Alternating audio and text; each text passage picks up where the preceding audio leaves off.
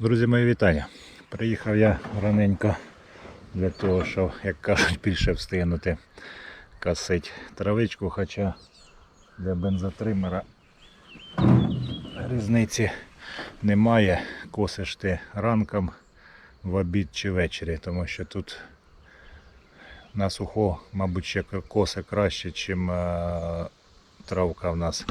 Оце ось вона в мене стоїть, вибирати треба, чим травка в нас з росою.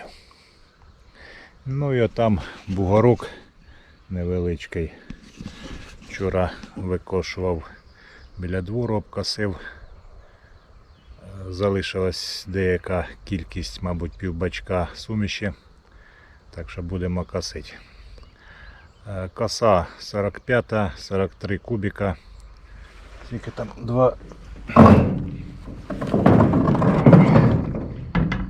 2,4 кВт. Оце ось така цяцька.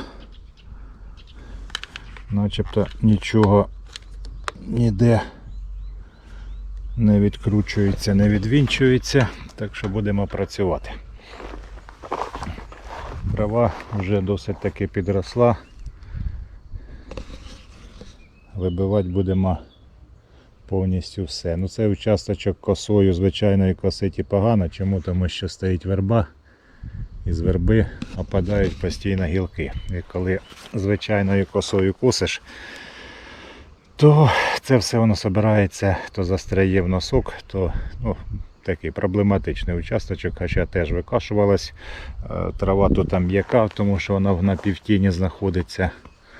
Відповідно, з одної сторони добре було, з другої погано. Ну, а так, починаємо. Вам приємного перегляду, залишаємося на каналі. Дещо цікаве буде.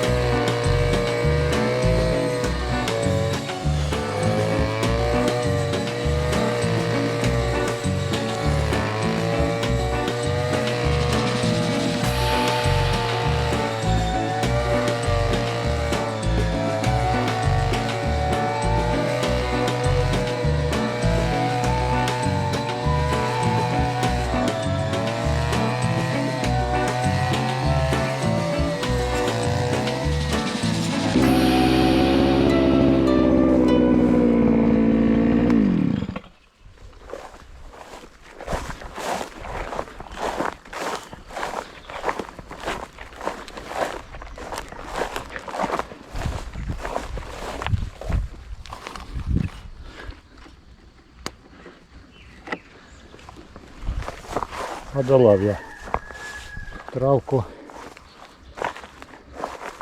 На диво вона ще чиста була.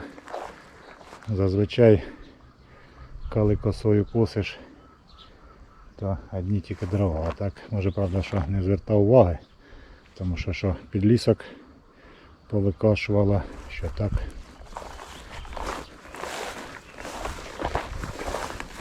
Сидить у мене тут горішок на березі, не знаю, що з нього вийде. Начебто ж він, да.